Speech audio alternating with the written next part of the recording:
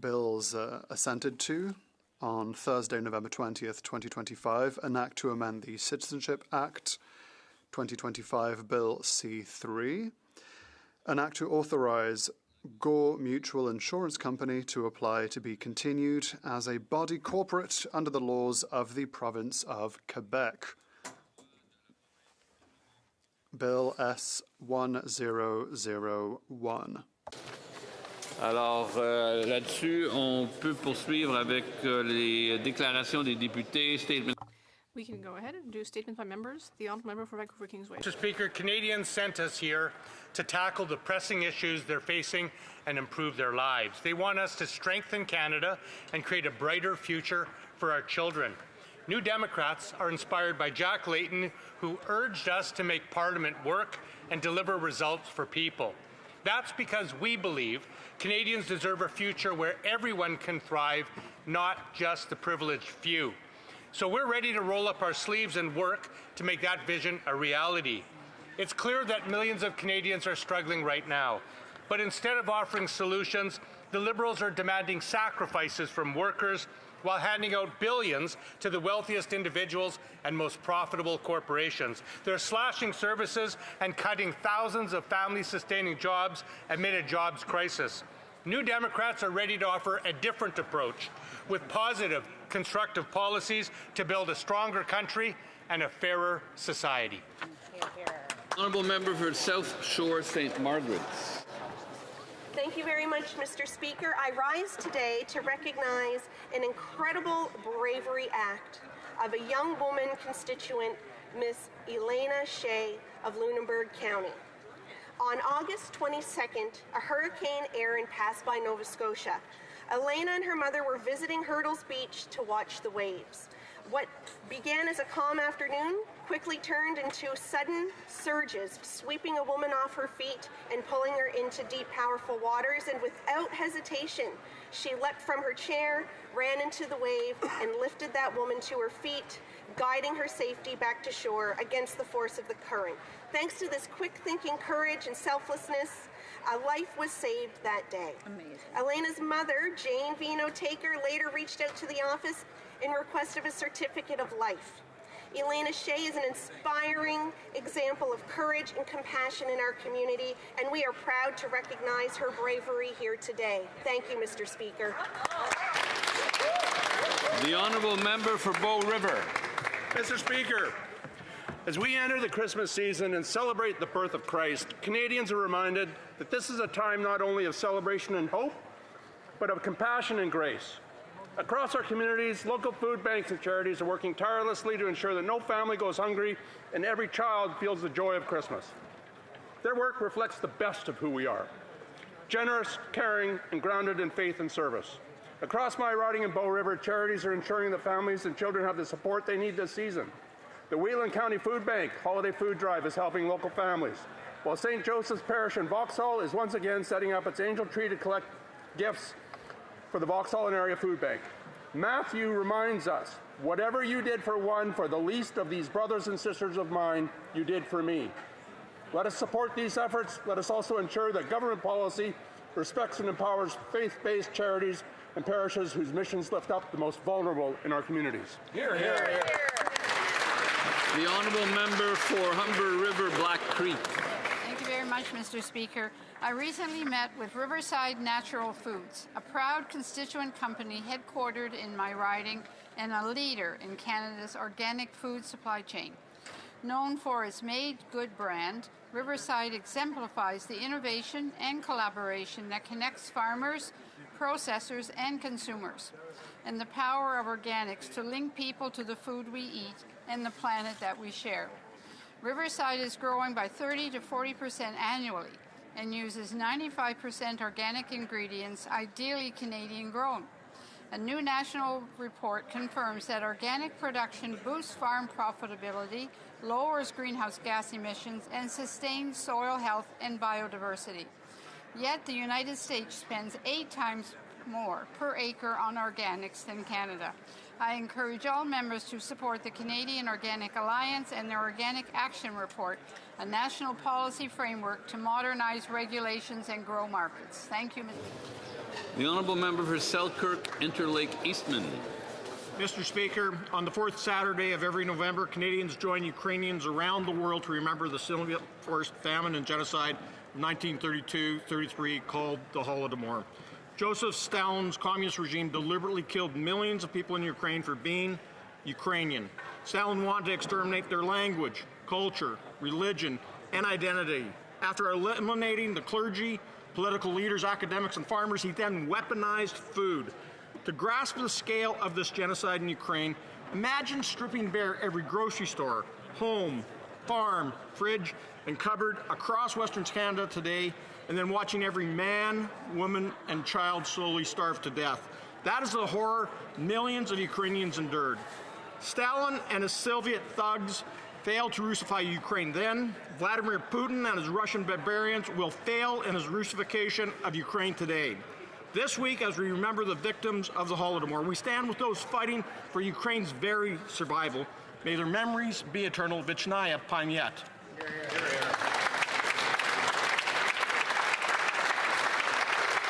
L'honorable député d'Alfred Pellan.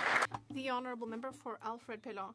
Mr. Speaker, I rise to recognize the 80th anniversary of Courrier Laval, a pillar of local media and an essential part of Laval community life.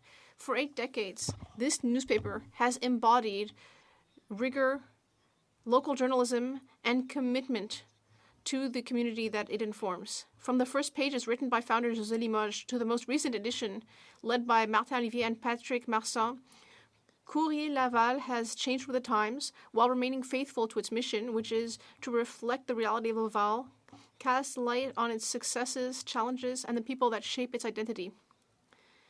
Today, information circulates with a great deal of speed and urgency, so local media like Courrier Laval are essential to preserve our culture, our democracy, and to bring people together. I'd like to congratulate the entire team for these 80 years of service, loyalty, and passion. Thank you. The Honourable Member for Okanagan Lake West, South Salona. Keith Tom lived his life with purpose and left us a lasting legacy in Peachland and all of us that knew him. Known to many as Papa Tom, he could light up a room, whether through music or his smile. As a dedicated municipal councillor and deputy mayor, Keith embodied kindness and service, and he raised thousands for food banks during the pandemic and honored our veterans, including his father, on his last visit to Holland. That pride showed in small gestures. At our last breakfast, he shared stories of retracing his father's steps in the liberation of the Netherlands, and he gave me this tie, the official tartan of British Columbia, and I wear it today in his honor. These small acts of kindness were part and parcel to Keith. My condolences go to his wife, Mary Lynn, his children, Fiona, Andrew, Rachel, as well as Charles, Alexander, and Matthew, and their families. I join with Peachland Mayor and Council in grieving. The district has suggested donations to the Peachland Food Bank, a cause Keith has championed. Keith believed in giving back and lifting others up. Let's honor his legacy by doing the same. Rest in peace, Papa Tom. The Honourable Member for South Surrey White Rock. Mr. Speaker, on November 21, we mark World Fisheries Day and recognize the vital role that sustainable fisheries and healthy oceans play in our local economies and to our shared future. Coastal communities across our country rely on the ocean for their livelihoods.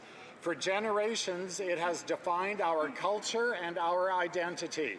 Canada is known around the globe for our world-class seafood and our healthy oceans. Budget 2025 strengthens Canada's capacity to safeguard our coastlines and grow our fisheries through supporting small craft harbors and strong measures to grow our economy and expand our markets. These investments will build a more resilient industry, healthier oceans, and stronger fishing communities. On this World Fisheries Day, let's recognize how important they are to all Canadians. Thank you, Mr. Speaker. The Honourable Member for Cambridge. Mr. Speaker, crime is escalating and families and workers in my community are paying the price.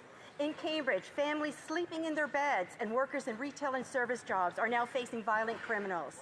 Just this week, a smash and grab at Canadian Tire, an armed jewelry store robbery at the Cambridge Centre, and gunshots fired at a family home.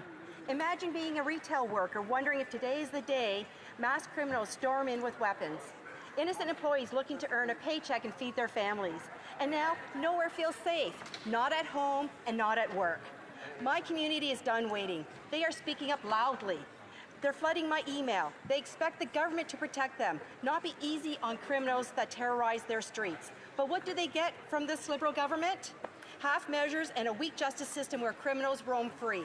Mr. Speaker, Cambridge has a message for this government.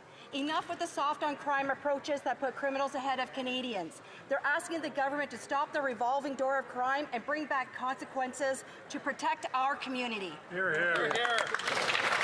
L'honorable député de Berthier-Masquinongé. The Honourable Member for Berthier-Masquinongé. Mr. Speaker, the Mauricie region recently lost a pillar, Jean-Paul Diamond. For many years, he worked hard to serve his community and region. He was involved in the Association for Persons with Disabilities, the Speckled Trout Festival, and the Festival des Neiges.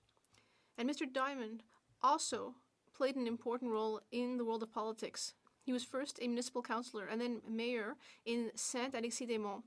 He then became a reeve in Masquinongé for around a dozen years, after which he represented the region in the National Assembly of Quebec.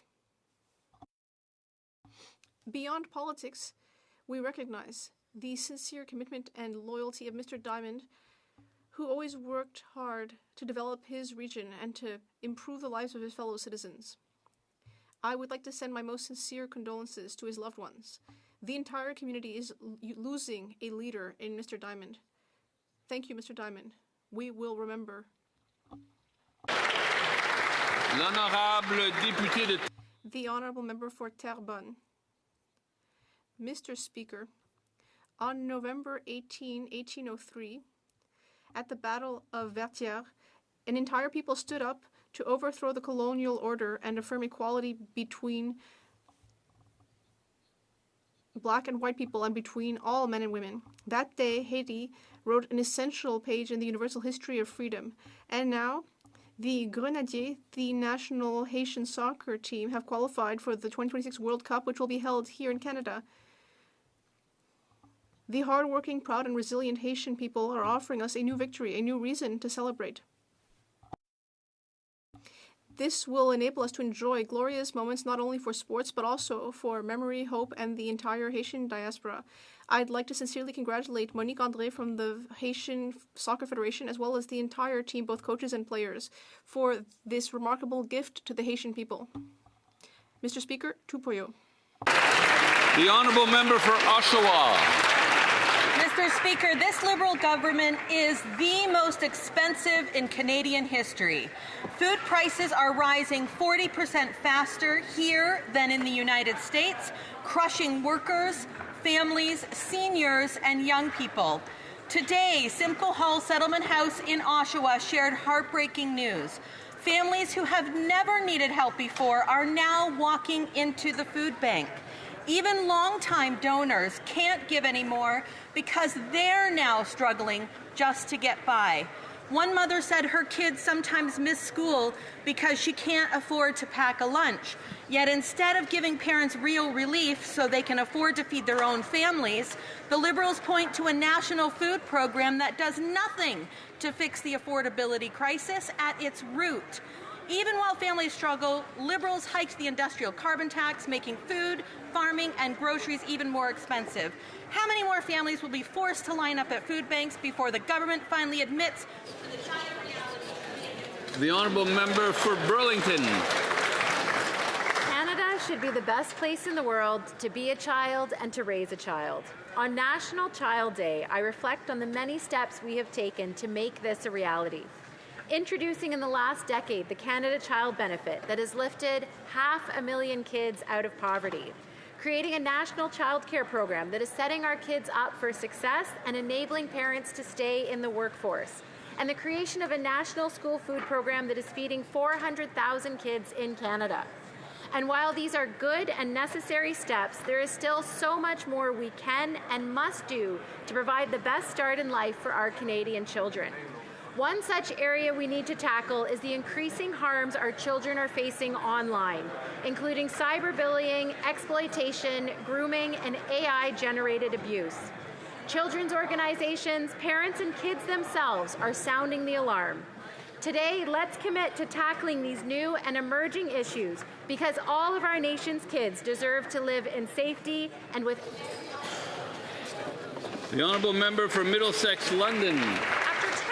Liberal governments, Canadians cannot afford another Prime Minister who cashes in while they line up at the food banks. As Brookfield chair, the Prime Minister helped funnel $6.5 billion through Bermuda and Cayman tax havens, dodging Canadian taxes for his personal benefit. That is not public service. It is self-service. Every dollar hidden offshore is a dollar not building homes, funding healthcare, or supporting veterans and seniors who did everything right and are now falling behind. Canadians see the pattern. He doubled Trudeau's deficits, cooked up the second most expensive budget in history, fudged the numbers to hide how bad it was, and now we learn that he helped the biggest tax dodger in Canada shelter billions. While the Prime Minister and his Bay Street buddies hide the money at the Bermuda bike shop, he tells young Canadians to tighten their belts. This is unacceptable. Conservatives demand an end to this insider game. We will close the loopholes and put Canadians first by cutting taxes for real growth and hope. The Honourable Member for Cardigan. Mr. Speaker, in eastern Prince Edward Island, fishing isn't just an industry, it's a way of life on PEI and it's part of our identity. More than 1,200 licensed harvesters contribute over $300 million annually to the island economy, with lobster alone accounting for nearly 70% of our landed value. Over the past several months, I've had the opportunity to meet with fishers and the industry stakeholders in the region. These conversations focus on what matters most to our fishing communities: fair prices, deterrence of illegal fishing activity, sustainable stock management, safe working conditions, and ensuring the next generation can continue this proud tradition in Atlantic Canada. As we lead up to World Fisheries Day on November 21st, let us reaffirm our gratitude to the harvesters, the plant workers, the buyers, families, and coastal communities whose dedication sustains one of Canada's most vital industries. Their knowledge, their experience, and commitment to sustainable harvesting ensures that our coastal communities remain strong for generations to come. The Honourable Member for Oxford. This Prime Minister spends more time in the air than he does here in Canada, jet-setting with global elites. In just 8 months, he has taken 28 trips, racking up over 153,000 kilometers, enough to nearly circle the globe 4 times. Wow. But what does he have to show for this, for these aeroplan miles? Absolutely nothing. No trade deals and no results. And every time he's wheels up, it's Canadians who get higher costs and higher tariffs. When he met the Americans, U.S. tariffs doubled. India slapped tariffs on our peas, and China is hammering our farmers on canola. And auto workers, they're losing their jobs, Mr. Speaker. And now the Prime Minister is on another trip. He's out in Dubai just a few days after Brookfield invested billions of dollars there, Mr. Speaker. Wow. What a coincidence, isn't it, Mr. Speaker? He's always there for his Brookfield friends, but he's never there for hard-working Canadians. He has plenty of takeoffs, but no takeaways for Canadians because he has a net zero record when it comes. The Honourable Member for London Centre. Today, November 20th, is Pancreatic Cancer Awareness Day. Every year, 7,000 Canadians are diagnosed with pancreatic cancer, and more than 6,000 succumb to this terrible disease. One was my aunt, Mr. Speaker, my late aunt, Eleni de la Porta, who passed away this past January at the young age of 58. She leaves behind 2 extraordinary sons, Nico and Panayi, her beloved husband, Arthio Petro, her soon-to-be daughters-in-law, Bernice and Coralia, Mr. Speaker. All of this brings to mind, Mr. Speaker, of course, the continued importance of research and awareness and making sure that early detection becomes possible. When we focus on those things, it does become possible, Mr. Speaker. Thank you very much to the House.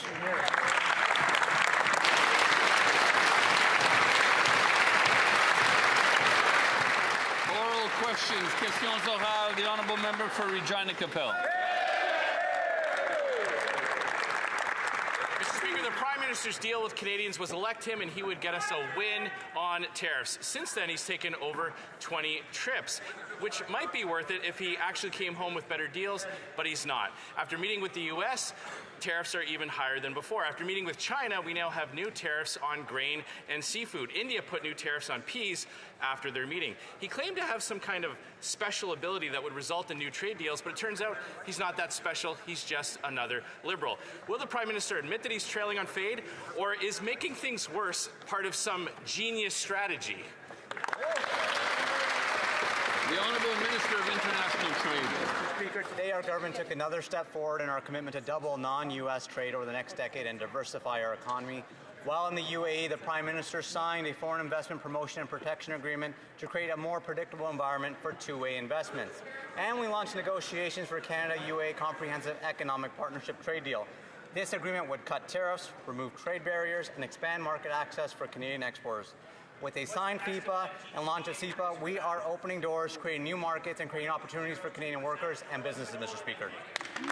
Member for Regina Capel. That's such a typical Liberal, eh? Things are always just about to start getting better. Meanwhile, actual tariffs keep going up. Now, one way to increase trade with other countries would be with a pipeline to British Columbia's west coast. But the Liberals killed Northern Gateway in 2016, resulting in billions in lost opportunities for Canadian workers and businesses. Now there's talk of reviving that pipeline, but of course, if the shipping ban stays in place, no one will be able to actually export what comes through the pipe. The Liberals made it illegal to ship Canadian energy off Canada's west coast. Does that law also ban U.S. tankers from traveling through the same area? The Honourable Minister of Natural Resources. Mr. Speaker, Canada has a tremendous opportunity to be a leading energy superpower. This government was elected to deliver nation-building projects, strengthen our economy, reinforce Canadian autonomy, advance Indigenous prosperity while contributing to clean growth. We are working with all the provinces, including Alberta, to achieve these shared objectives. The federal government has been engaged in constructive talks with the government of Alberta, and we will have more to say in a few weeks. The Honourable Member for Regina Capel. Again, after 10 years, we're just on the cusp of things all coming together, Mr. Speaker. But I can answer the question that the Minister didn't answer himself. The answer is no. While the Liberals have made it illegal for Canadian companies to load Canadian ships with Canadian oil, U.S. tankers can continue to travel off BC's coast and take their oil to countries around the world. As we speak, the U.S. crude oil tanker California is traveling from Tacoma to Alaska along that west coast. Why are the Liberals keeping in a law that prevents Canada from exporting our oil while U.S. tankers travel through the exact same place?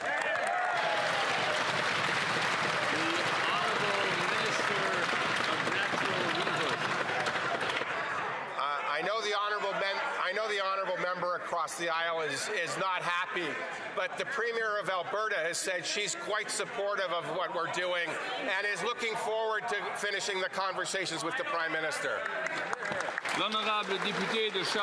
The Honourable Member for Charlebourg, Haute-Saint-Charles.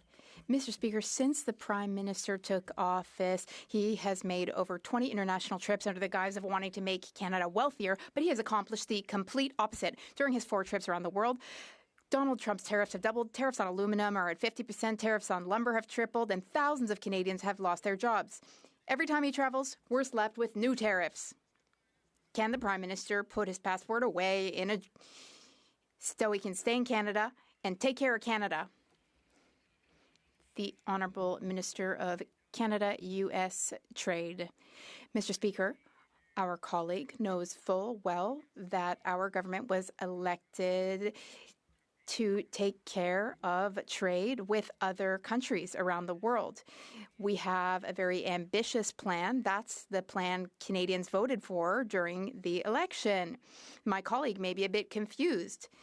Often, a government leader travels, for instance, the trip to the United Arab Emirates, where, good news, we signed a very big, important deal with that important investor, and we will continue to work for the Canadian economy. The Honourable Member for Charlebourg, Haute-Saint-Charles. Well, you were elected under false pretenses. You said that you would fix things with Donald Trump, and they've totally failed, Mr. Speaker. Meanwhile, There are issues with the Canada Revenue Agency. The cost of bureaucracy in Canada has risen by over 80% since the Liberals came to power, and now there are hundreds of thousands of Canadians who can't access their files online. Nearly 1 million Canadians can't access their files online. Callers to the CRA are receiving false information. The minister said that he would fix that. Can he update us on his progress? The Honourable Minister for Government Transformation. Thank you, Mr. Speaker. I'm happy to inform my colleague that, as was announced by the Finance Minister in the fall, we have a 100-day plan to ensure that Canadians receive reliable, accurate, quick service from the Canada Revenue Agency. We doubled call centre capacity at the CRA. 10% of Canadians Canadian callers get an answer within 10 minutes, and no one has to call the CRA to access their file anymore. Everyone has access to their file, so the Minister of Finance's plan is working well. Thank you, Mr. Speaker. The Honourable Member for Charlesbourg, Haute-Saint-Charles. Sure, well, let's talk about that then. Former Minister Diane Leboutillier in 2015 made cuts, and they just cut at the CRA. But it gets worse, Mr. Speaker. Canadians every day visit us in our riding offices to tell us about the problems they're having with the CRA. Sometimes they cry. They say, we can't access CRA services. I'm trying to handle things with my taxes. I had to try 4 times before we was able to fix things. So can the government acknowledge that this is an emergency situation? It's very serious. And can they fix the mess at the CRA? The Honourable Minister, that's exactly what we're doing, Mr. Speaker. We acknowledge that Canadians have the right to quick, accurate, reliable CRA services, but now the portal is working. Also, as for calls, 10% of callers have access to support agent within 15 minutes, and we fix the problem of people not accessing their files. Thank you. The Honourable Member for Saint-Jean. Mr. Speaker, the Prime Minister had 2 choices this week. First choice, go to Brazil to COP30 and show that he's not completely giving up on the fight against climate change. Choice number 2, go to the Middle East and make deals with petro-monarchies. What did he choose? The petro-monarchies. Just like he chose oil companies in the budget by offering them billions in tax credits and exempting them from a cap on their greenhouse gas emissions. And to think that before the Prime Minister got into politics, he promoted green finance. Does the Prime Minister realize that by betraying his values, he's also betraying the former director of Équiterre, who sits to his right? The Honourable Government House Leader. Mr. Speaker, the Prime Minister did indeed have a choice regarding what to do this week. What did he choose? He chose to be here in the House 2 times to vote for our historic budget. It's historic for Quebecers. It's historic for Canadians. This Prime Minister will always act in the best interests of Canada. He will always act to get good opportunities for Canada. He will always work to build and to improve opportunities for Canada, and especially for Quebecers, Mr. Speaker. The Bloc Québécois should do the exact same. The Honourable Member for Saint-Jean. Mr. Speaker, while the Prime Minister boycotted the Conference of Parties to meet with sultans in Abu Dhabi, Canada received a volley of criticism. Nearly 2,000 organizations from around the world awarded Canada the Fossil of the Day Award for backtracking in the fight against climate change. Canada is a world champion of pollution. Interestingly enough, the last time Canada received the Fossil Award was in 2014. We remember that at that time, the Canadian Prime Minister was also boycotting the COP. It was Stephen Harper at the time. Is this a coincidence? Or is this because the Liberals are setting us back 10 years? The Honourable Government House Leader. Mr. Speaker, the United Arab Emirates are among the top investors in renewable energy, among the top investors in the world. The Honourable Member for Repentigny. Mr. Speaker, the Prime Minister is true to his kind in snubbing the Conference of Parties to meet with petro-monarchies. Because what is Canada? It is a petro-monarchy. That's Canada's identity. Canada received a Fossil Award at the COP. Just like other petro-monarchies, Canada ranked 61st out of 67 countries in the Climate Performance Index alongside petro-monarchies. And today the Liberals again want to backtrack and work with Alberta to build a new dirty oil pipeline. That's Canadian identity, Mr. Speaker. But the Minister of Canadian Identity, meanwhile, he didn't used to support that. So how can he support it today? The Honourable Minister of Environment and Climate Change. Mr. Speaker, I was there at the Conference of Parties. I met with environmental organizations from around the world. They told us that Canada has an important role and is playing an important role in fighting climate change and bringing countries together. Not only that, but we are building Canada strong. We are working with other countries who want our clean green energy. We have clean energy to sell, and we are ready to make those deals. Calgary, Midnapore.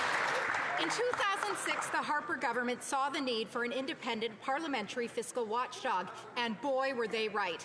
In his budget brief last week, the PBO reminded the Prime Minister of the Liberals' own words just last November, that reducing the federal debt to GDP ratio over the medium term is key not only for fiscal sustainability, but also to preserve Canada's AAA credit rating. Well, less than a year later, and the alarm bells are ringing. How many more times does this Prime Minister need to be reminded to rein in his spending of taxpayers' dollars? The Honourable Government House Leader.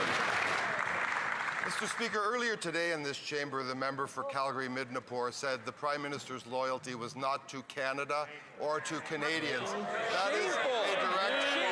I would invite her to retract that statement at this very time. Apologize. The Honourable Member for Calgary-Midnapore. The Prime Minister's costly credit card budget loads reckless spending today on tomorrow's taxpayers, something an economist should know. After... Okay.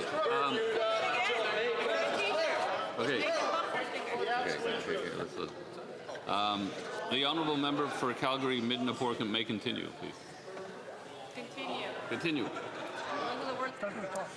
This Prime Minister's loyalties are to Brookfield. The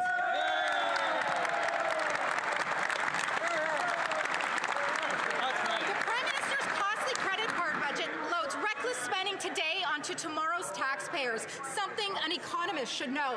After 10 years of these Liberals, Canadians are being forced to put nearly 50% more of their personal expenses on credit cards, a result of Liberal financial failures. Fitch Ratings has warned that because the Liberals are ignoring their own fiscal... The Honourable Government House Leader. Mr. Speaker, I don't think debate in this chamber is served by challenging a Prime Minister who has stood up for public service in Canada, challenging his patriotism or his service to his country. I know that member doesn't believe those things. I would invite her to restrain her comments with respect to the Prime Minister's feelings about the country and about the people that he serves, and I would once again invite her to retract those comments. The Honourable Member for Regina Luban. After 10 years of reckless spending by these Liberals, Canadians have forced to put 50% more of their expenses on credit cards since 2015. It's so bad that the budget watchdog has condemned the Liberal spending, saying, and I quote, "It's unsustainable and shocking." When will the Prime Minister finally put an end to his out-of-control spending spree so Canadians can put food on their table? The Honourable Secretary of State for Financial Institutions. Mr. Speaker, on one side of the House, we have continued, tired, old rhetoric. The same questions that question a Prime Minister with world-class business and economic experience versus a leader from the Conservatives that has been in this House for 20 years, hasn't had a job outside of this House. On this side of the House, we're focused on building a strong economy. We're focused on making historic investments in infrastructure, defense, housing, transport. Mr. Speaker, on this side, we're serious about the economy. They continue with the same old, tired rhetoric. The Honourable Member for Regina Luban. That minister should be tired of having a reckless record when it comes to CRA and fix the CRA before he fixes anything else. That's right. The agency that gives the government its credit score says that since the Liberal government frequently ignores their fiscal anchors, the federal finances run into a further risk of deteriorating. A simple question to the Prime Minister is, when will he take his job seriously and get Canada's finances back on track so that Canadians can afford a life? The Honourable Secretary of State. Mr. Speaker, on April 28th, Canadians had a choice to make between two visions for the country. One was a vision of slogans and divisiveness. On this side, our Prime Minister, with world-class business and economic experience, had a plan to build our country, to invest in our country, to build our country by Canadians for Canadians. Mr. Speaker, on this side of the House, we are serious about building a stronger Canada, a Canada for everyone. That side is not. Thank you, Mr. Speaker. The honourable member for Dufferin-Caledon. Well, a Prime Minister who describes himself as a European is giving $500 million to the European Space Agency to create good jobs in Europe. And it gets worse because the Harwell Science and Innovation Campus, where the European Space Agency will be is located in the UK, is 50% owned by Brookfield. Rather than focusing on lining the pockets of Brookfield and not ripping off Canadian workers, why don't they invest in Canada? The Honourable Parliamentary Secretary to the Minister of Industry. Mr. Speaker, it's unfortunate that the other side doesn't recognize the key role that space investments play in our country and our national innovation, especially in a critical year for Space for Canada, where we're sending not one but two astronauts into space. This is an incredibly exciting time for Canada and Canadians to be inspired by the potential of space and space in our economy, and I hope the other side reconsiders their opposition to this. For Dufferin-Caledon. It's an incredibly exciting time if you're a shareholder in Brookfield right now, let me tell you, with all the slimy contracts that these guys are giving to companies affiliated with Brookfield. Meanwhile, we have 2.2 million Canadians lining up at food banks. Meanwhile, we have a 6.9% unemployment rate. And what do they decide to do? Invest $500 million to give jobs to Europe. How is the priority of this government to give jobs to Europeans when there's a 6.9% unemployment in Canada and 2.2 million people using a food bank? Justify that.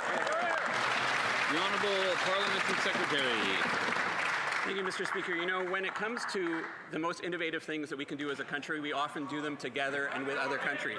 So, for instance, a former member of this House, a former minister in this former government, the Honourable late Mark Garneau, he went on an American spacecraft, and there was a key piece of Canadian technology that was deployed as part of that, the Canadarm, a piece of technology on which we should all be proud on both sides of this House. So as we continue to cooperate with our European partners on this, let's see the bigger picture and see how the benefits can come to Canada with this investment. The Honourable Member for Louis Saint Laurent, Akiawinrak. Mr. Speaker, for the past 10 years, since the Liberals took office, bureaucracy has ballooned by 80%, yet quality of public services has not improved in tandem. In fact, 950,000 calls were made to the Canada Revenue Agency last year because Canadians could not access online CRA services or their own files. That's the result of 10 years of Liberal management and government. It's the same in my county and in my riding, and I'm sure it's the same in all of the members' riding offices. There are dozens of calls each week to our riding offices from constituents who are struggling in dealing with the CRA. That's the situation after 10 years. Why aren't they fixing it? The Honourable Minister of Government Transformation.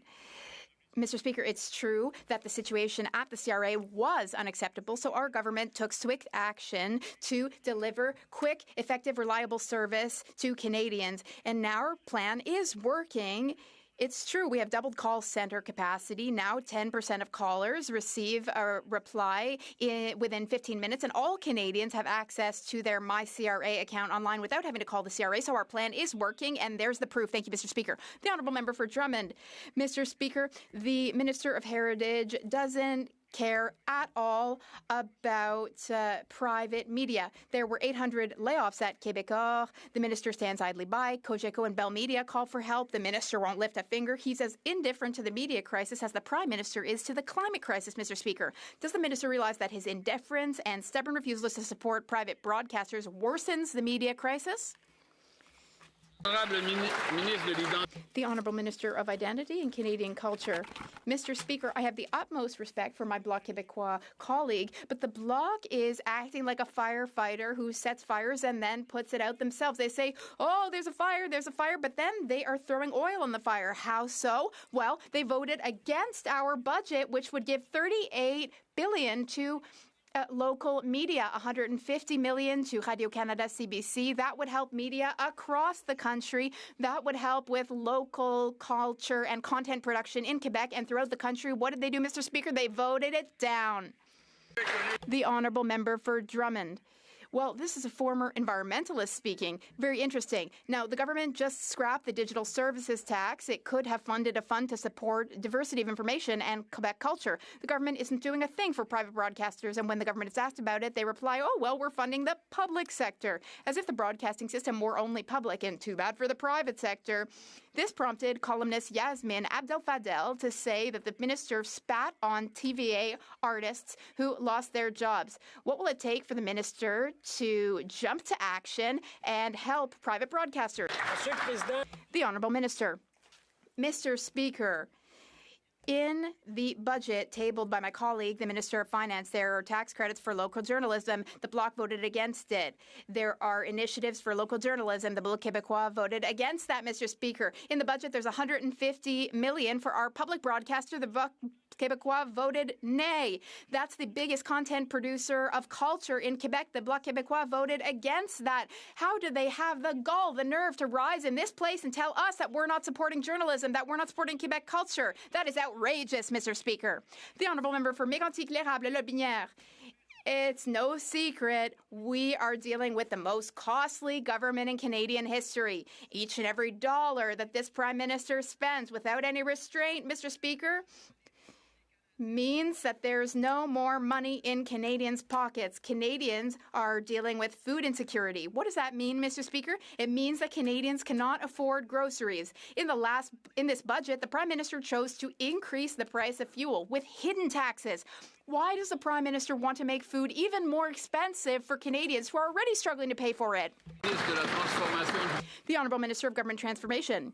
Thank you very much, Mr. Speaker. It's always so fascinating to hear the Conservatives in question period day after day repeating the same talking points, the Conservative leaders' talking points. They're talking about imaginary taxes. Yet when it comes to voting for a tax break of $22 billion for 22 billion Canadians or a school food program for vulnerable Canadians, when it comes to investing in defence, when it comes to investing in productivity, infrastructure like the Port of Quebec, the Port of Saguenay, investing in defence, investing in industry like the Davie shipyard in Quebec, they are absent. They don't vote for any of that. It's really shameful, Mr. Speaker. Thank you.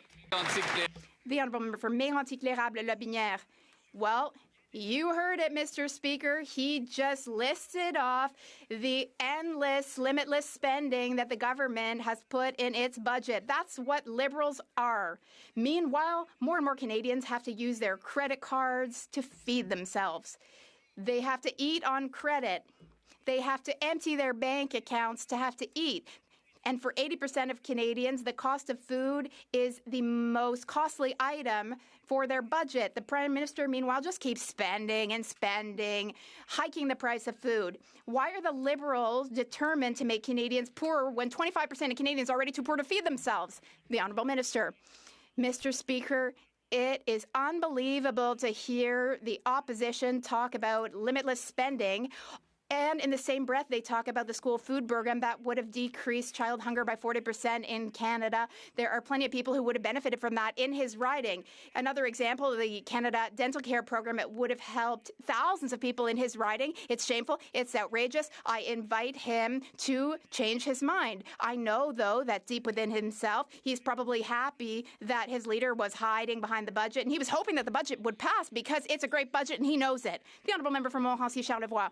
Mr. Speaker, the Liberals just managed to make their budget squeak by this week. It is the highest deficit budget in Canadian history. They are recklessly spending future generations of Canadians' money. In fact, the main budget pressure for 80% of Canadians is food, and 25% of Canadian households are struggling to purchase food. They are experiencing food insecurity, Mr. Speaker. And to make things worse, the Parliamentary Budget Officer has stated that hidden Liberal taxes will increase prices at the pump by 17 cents a litre.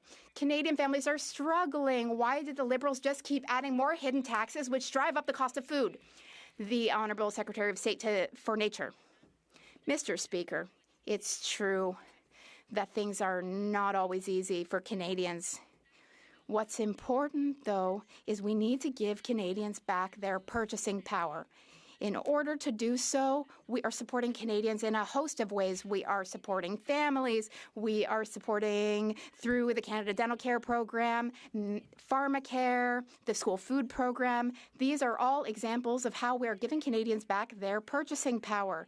Not to mention all the other huge investments so that Canadians will have good, well-paying jobs. That's what it means to build Canada better and stronger and react to today's crisis. Speaker, this Liberal government is the most expensive in Canadian history. Every dollar the Prime Minister spends comes out of the pockets of Canadians and drives up the cost of everything, especially food. The St. Thomas Elgin Food Bank is seeing record demand. 4 out of 5 Canadians say food is their top expense pressure, and the Liberals are standing by their industrial carbon tax, which makes it more expensive to grow, ship, and sell food. Not only are they not scrapping it, they're increasing it. Why is the Prime Minister making life more expensive for Canadians when they can't even get by as it is? The Honourable Parliamentary Secretary.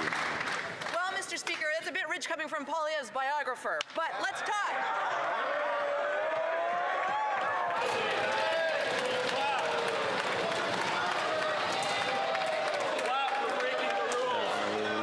We're not supposed to do that. We're not supposed to do that. The Honourable Member knows. The Honourable Member's an experienced politician who's been on the Hill for a long time. She may continue, however.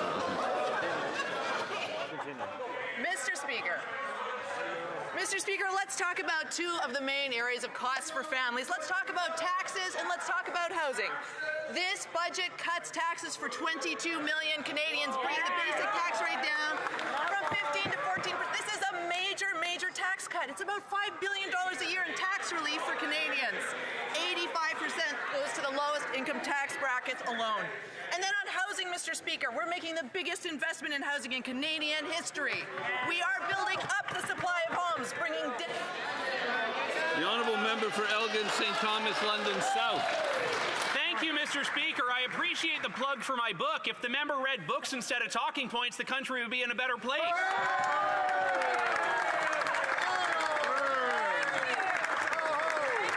Food prices have risen almost 40% faster in Canada than the United States. Beef up 17%, chicken 6.2%, and now the Liberals are adding a fuel tax that will make gas 17 cents a litre more expensive. Driving in my riding in rural Canada is not a luxury, it is a necessity. A tax on gas is a tax on life. When will the Liberals get real and make life more affordable?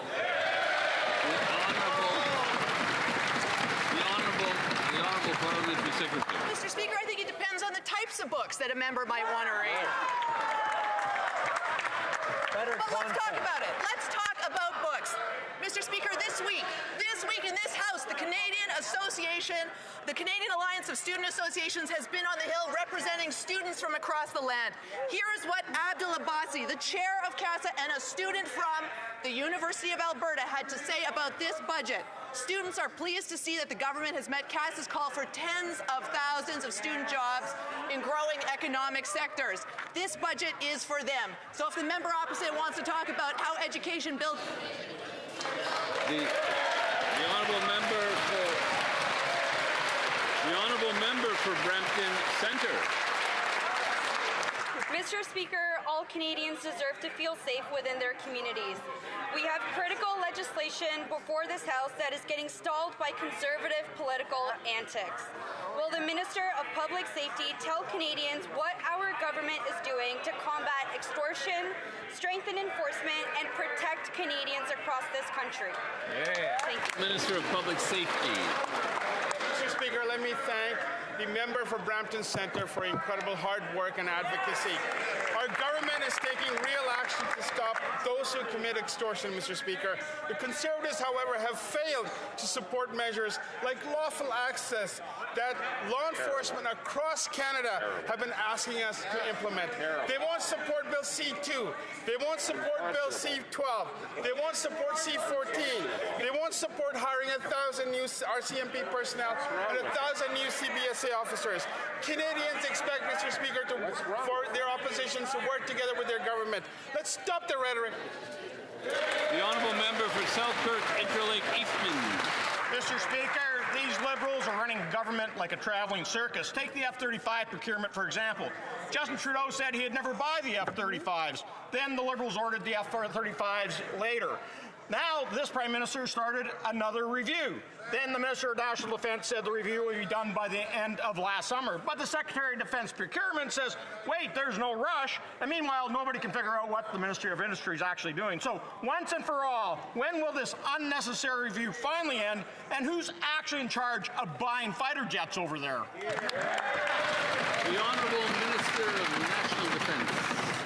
Mr. Speaker, as part of our generational investments in the Canadian Armed Forces, we are procuring a new fleet of fighter aircraft for the Royal Canadian Air Force.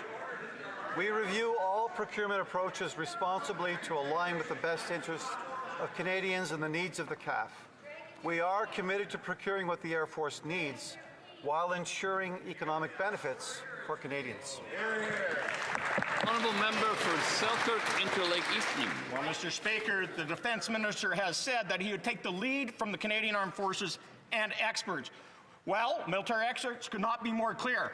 Buy the F-35s. His Chief of Defence Staff said it. His Commander of the Air Force has said it. His Deputy Minister has said it. And now over a dozen retired Air Force generals have said it.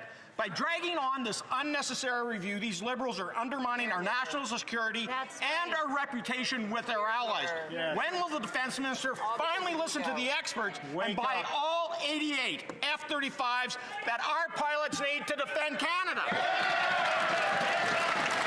The Honourable Minister. Pour répéter, Monsieur le Président, nous procédons. To repeat, Mr. Speaker, we will be purchasing new planes for the armed forces. We are carefully examining procurement so that it aligns with Canadian interests and the needs of the force. We will purchase what the Air Force needs whilst taking into account economic benefits for Canada. It's very simple, Mr. Speaker. Member for Calgary, Nose Hill. Yesterday, a shocking expose by Global News outlined how in 2016 the Liberals allowed a Syrian national named Omar al-Qassib, who is a financier of Hamas, to claim refugee status in Canada. On Tuesday, officials revealed that the Liberals have launched a one-touch program that allows refugee claimants to self-declare whether or not they are terrorists when entering Canada. How many Hamas operatives and other terrorists have the Liberals granted refugee status to in the last 10 years? The Honourable Parliamentary Secretary for the Minister of Citizenship and Immigration. Mr. Speaker, I would urge colleagues across the way to think twice about putting on the floor of the House of Commons unverified reports from anonymous sources, Mr. Speaker. Security is of paramount importance in this country. That is a sacrosanct principle upheld by successive Conservative and Liberal governments. We maintain that principle from start to finish. As for the comments about the program that was talked about at Immigration Committee, the member knows better. The Honourable Member for Calgary, Nose Hill. For those listening at home, that translates to, they don't know. Global News also reported that an astonishing 450 people with assorted roles in Hamas now have ties to Canada. Last week, the minister was unable to say how many non-citizen criminals and terrorists the Liberals have granted to in an official request. And now Global News is revealing that this terrorist financier has already passed the citizenship test and is awaiting a final decision. How many other terrorists are the Liberals in the process of granting citizenship to? The Honourable Parliamentary Secretary. Continue to cite anonymous sources. on the floor of the House of Commons, Mr. Speaker. The reality is, Mr. Speaker, the reality is that security remains always a fundamental responsibility that we take seriously. When security agencies become aware of potential threats to this country, they act accordingly, and we trust them to do that. As for the point that was raised before, relating to what was discussed this week at Immigration Committee, I say the member knows better because she knows very well that our security system is not upheld by an app, that checks, criminality checks, national security checks, all of these checks are carried out before anyone is allowed in this country, Mr. Speaker. The honourable member for Wellington, Halton Hills North. Mr. Speaker, the Prime Minister has said that the biggest threat to the security of Canada is Beijing's foreign interference. Parliament passed a law to create a registry to combat this interference a year and a half ago. The government said it would be up and running by year end. The government must consult with opposition leaders and introduce a motion to appoint a commissioner. There's only 3 weeks left before Christmas adjournment. When will the government consult opposition leaders and introduce a motion to appoint a commissioner? The Honourable Minister of Public Safety.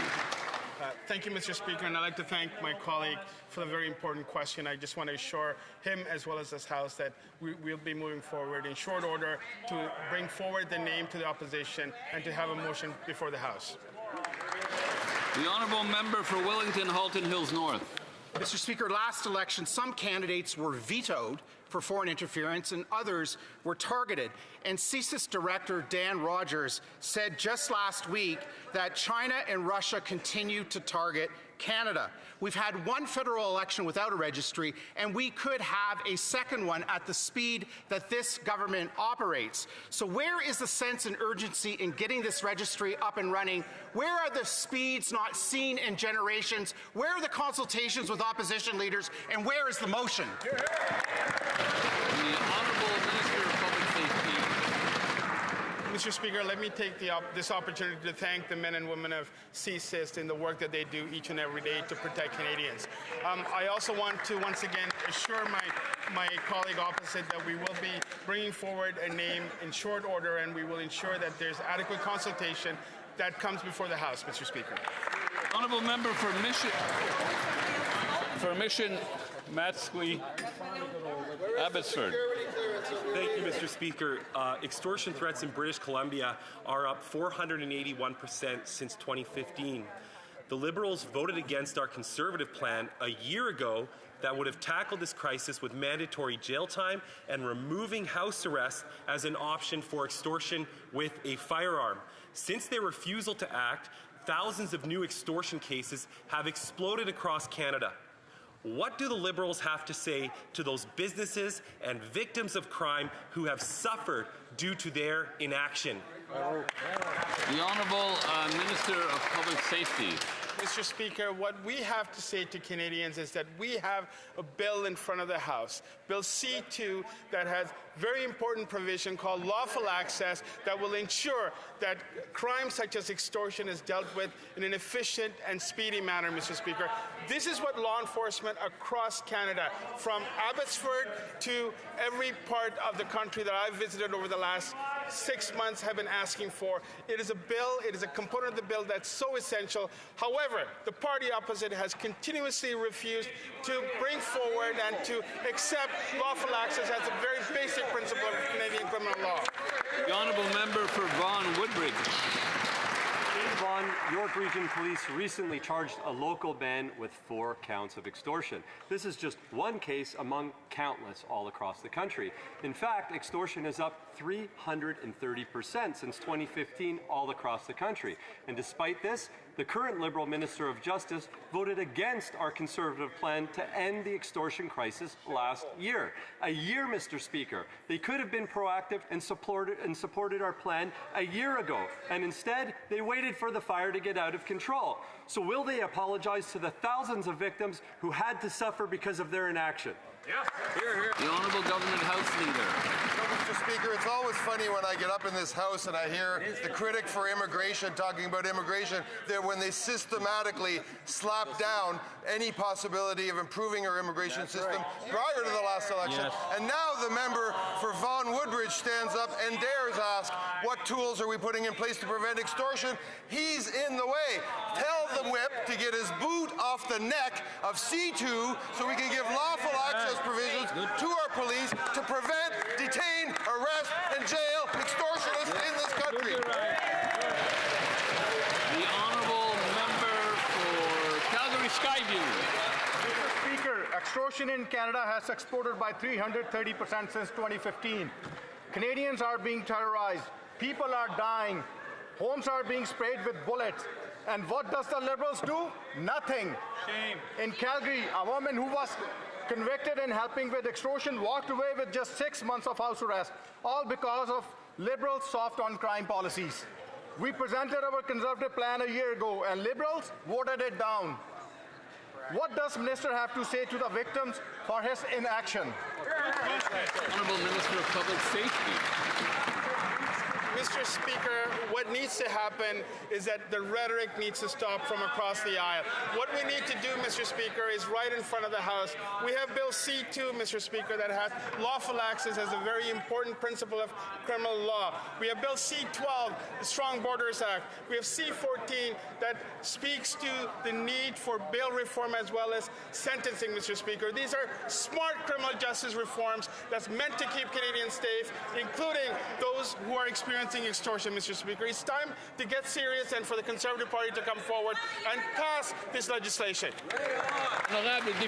The Honourable Member for Riverdale-Mille. Mr. Speaker, public transit is essential to reducing congestion, supporting economic growth and improving the quality of life for Canadians in urban centres from coast to coast to coast. Last week's announcement regarding the REM represents an important step in my riding towards sustainable transportation and improved mobility in the Greater Montreal area. Can the Minister inform the House how this project will strengthen public transit and support our broader efforts to build a cleaner and better connected future for Canadians? The Honourable Minister. Mr. Speaker, the announcement on the REM is a significant step forward for sustainable transportation in Montreal, but also for Quebec as a whole. The inauguration of the Deux Montagnes branch will transform the way more than 170,000 people, families, workers and students travel every day. There will be major economic benefits, including the creation of 1,000 permanent jobs in the long term. It will also reduce greenhouse gas emissions by 100,000 tonnes per year. This is an ambitious project worthy of Quebecers and worthy of a strong Canada. The honourable member for Newt-Tecumseh-Gwillimbury. Look out, Mr. Speaker, there he goes again. It seems like the Prime Minister just can't wait to jump on a plane and leave the country and at any opportunity he gets. He's been everywhere, to the U.S. twice, then to Italy, Mexico, and Poland, Belgium, the Netherlands, and so many other countries, right across the globe, and now back to the UAE, and yet Canadians are worse off than ever as the cost of living skyrockets faster than the Prime Minister's air miles. Can the Liberals name one tariff that's been reduced because of all that travel? The Honourable Minister of International Trade. Mr. Speaker, we are taking a Team Canada approach to opening new global markets for Canadian workers and businesses. The member opposite should talk to Conservative premiers who applaud the Prime Minister's leadership on the world stage. Let me quote Premier Moe, "We welcome the Prime Minister's efforts to raise Canada's credibility in the international sphere." Premier Doug Ford thanked the Prime Minister for getting Canada out front. Now is not the time to retreat behind curtains like some of the members opposite do. It's time to lean forward and build Canada strong. Member for Newt-Tecumseh-Gwillimbury. Speaker, it sounds like any progress on reducing tariffs for Canadians is still up in the air, just like the Prime Minister. Zero results and zero tariffs removed, and that's not good enough. Not when investment in Canada is down $47.6 billion, when our country has the worst per capita growth in the G7, and when Canadians' families are struggling to eat, heat, and house themselves. Mr. Speaker, is this why the Prime Minister is always traveling? So he doesn't have to see the consequences his failures have brought on this country? The Honourable Minister of Artificial Intelligence and Digital Innovation. All right, in instead of reading his air miles plan, why do you read the budget? The only word that the opposition seems to know is no. It's time. The honourable member should. I'm not going to comment on what I've read recently in the budget or not. But if he could go through the chair, he may continue. Mr. Speaker, I want to thank the honourable member for counting air miles instead of reading the budget, but I will say, Mr. Speaker, the only word the opposition seems to know is no. It's time to say yes to building Canada. It's time to say yes to the National School Food Program. They said no. It's time to say yes to building affordable homes. They said no. It's time to say yes to investing in our national defense. They said no. It's time to say yes and build Canada strong. The honourable member for Bow River. Brookfield, air miles, I don't know. Mr. Speaker, every time the Prime Minister's wheels up, Canadian bank accounts go down. The Prime Minister has taken 28 trips traveling far enough to circle the earth almost 4 times. And what do Canadians have to show for it? No new trade deals, no concrete wins, just photo ops, fancy meetings, hollow letters of intent that never return real results. He met with China, higher tariffs on canola. They visited India, tariffs on yellow peas. Meetings in Washington, higher tariffs on softwood. Meetings in the UK, crickets for beef and pork. So I ask, is he even trying to get tariffs removed or just rack up more air miles?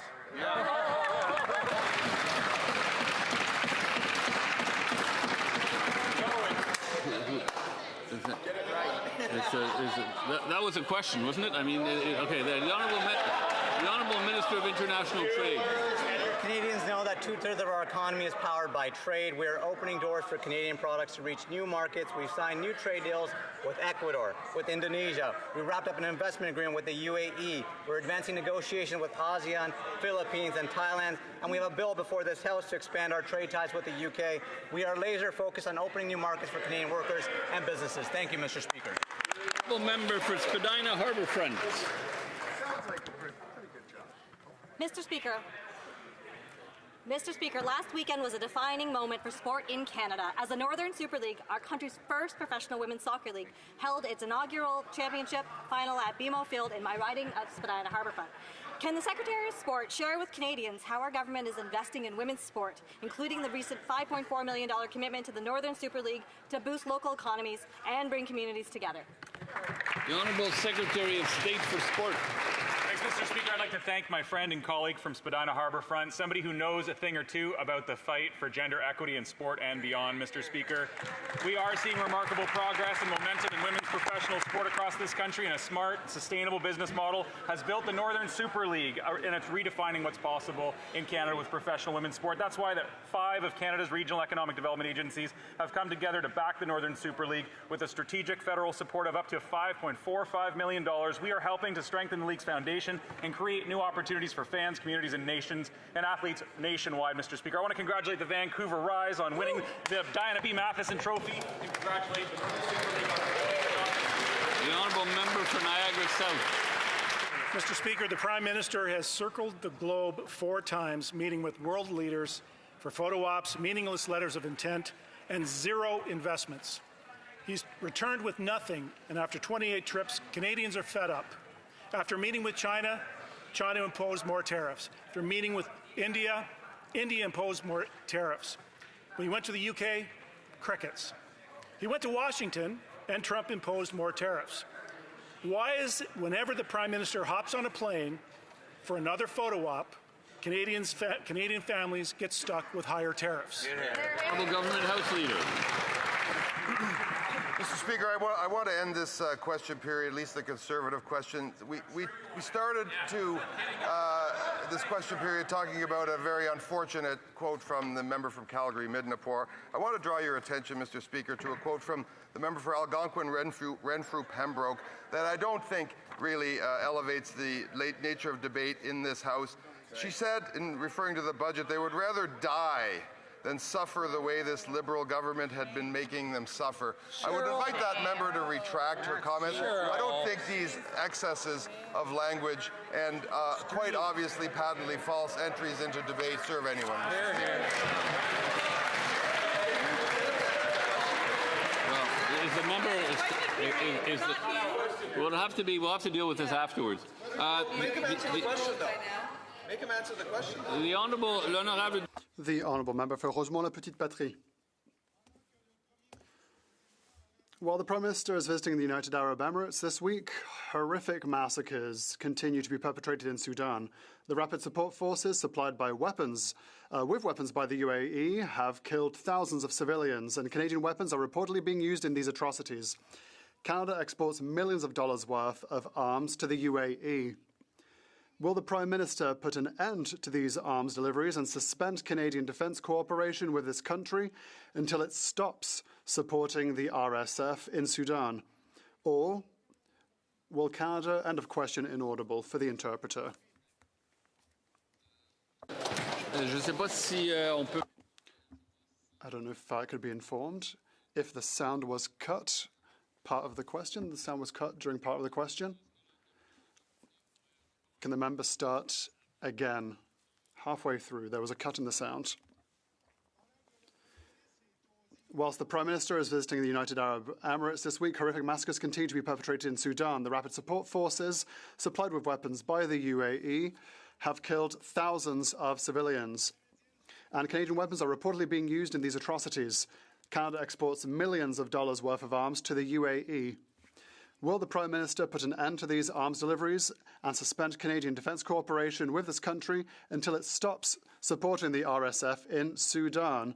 Or will Canada continue to be complicit in yet another horrific war?